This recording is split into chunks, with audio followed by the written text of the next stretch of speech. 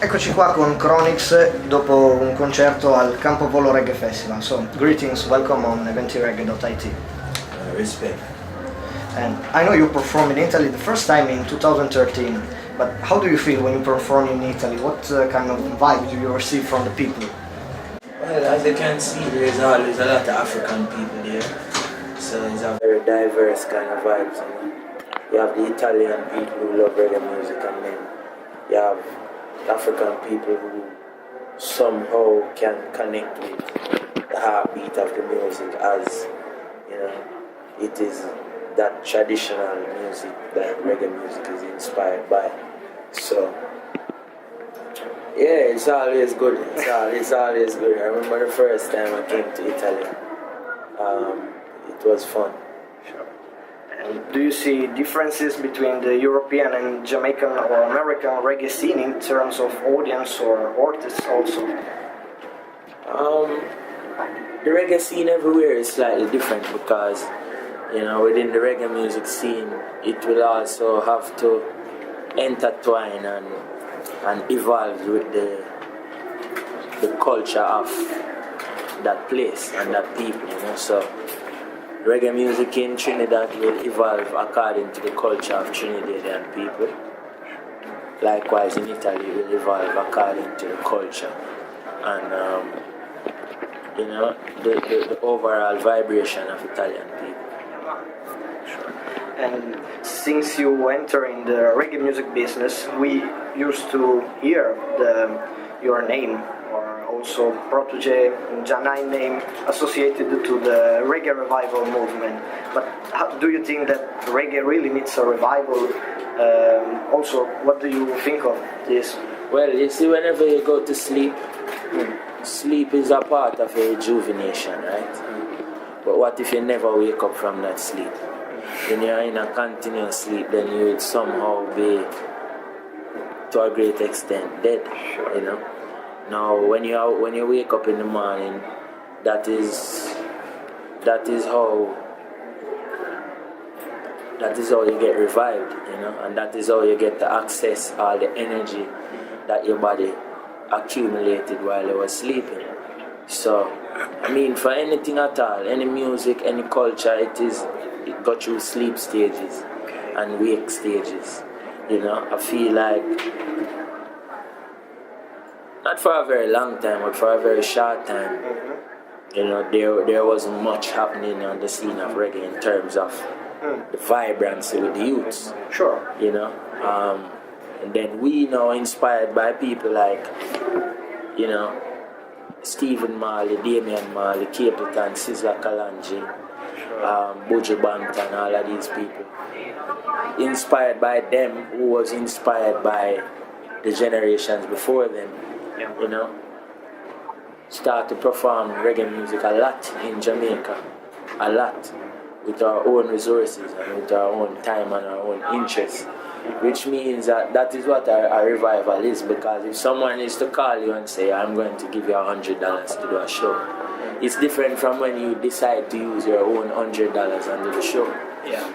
Which means there was a spirit within the youths inspiring them to move based on their own inspirations to go and perform reggae music.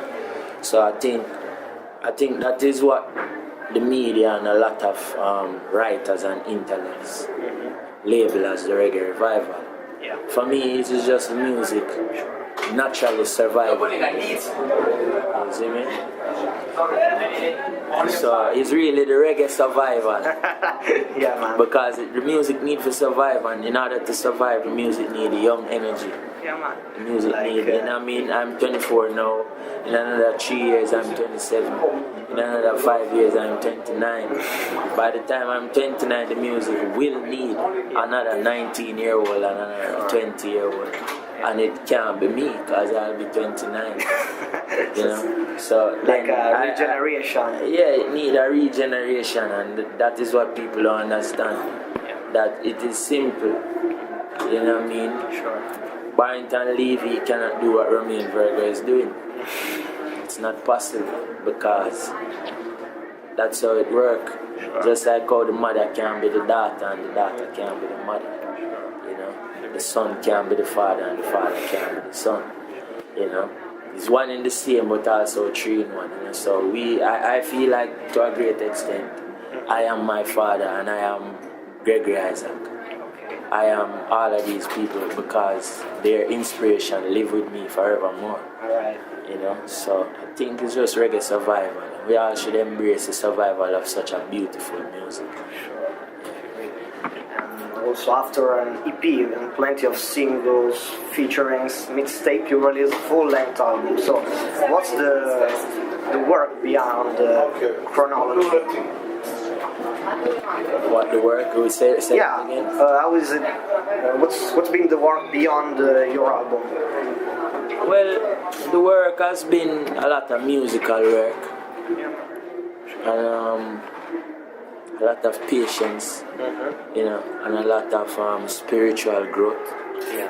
I feel that I needed to experience a lot of spiritual growth before I could give something like this freely to the rest of the world, you know.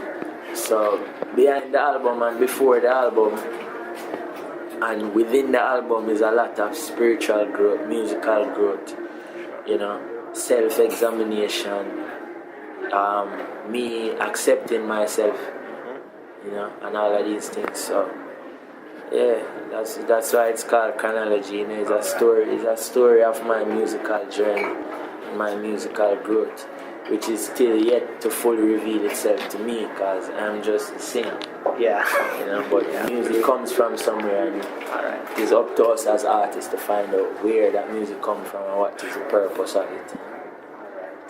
And the only feature in the album is with your father in Big Bad Song. And what kind of relation do you guys have? Well, he's my friend. My father is my father and my friend, and you know, one of my greatest inspiration in music. And yeah, that's basically our relationship. We've been working together from I was a child. You know, I've been writing and producing music with my father from I was a teenager, a very young teenager. Yeah. So you've always been into also your father's music before producing your own? Yeah, my father was probably the first artist I ever worked with. Alright. And you also worked with Donald Kingsley in some tracks of your album. How was it to work with him? Well, you see, Donald is a very beautiful spirit, and he has trained himself to a place where,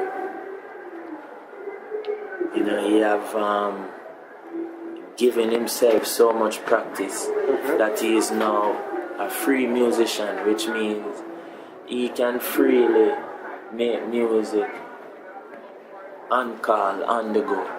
You know, and I love musicians like that. I love musicians who can just play with the wind and play with the trees and play with the birds, because he has practice, giving himself so much practice to the point where he reunites with the source of music, so he can just tap in and out whenever he feels.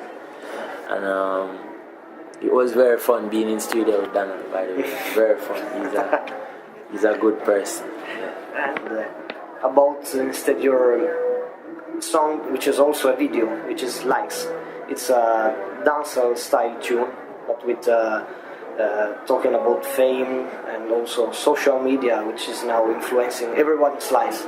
How has social media influenced yours and your music? Social media, remember, you know, is a man-made thing, you know. Whatever man make will affect him. Anything that man create will affect him. Right? Which I have, you know. The drivers have to leave now. I'm getting pressured. Yeah, sure. Okay. Okay. Okay, so just the last question. Do you remember the first time you jumped on stage or took a mic in your hand?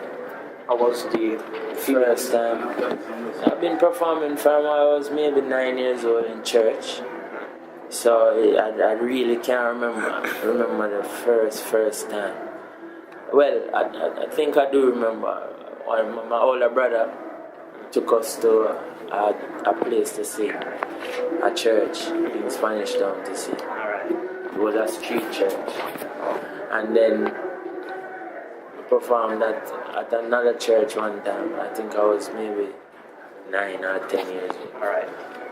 And yeah, that was the first time I performed with an audience and music playing in the background and instruments. And appreciating also from the massive, I imagine. Yeah. Alright. Thank you for your time. If you can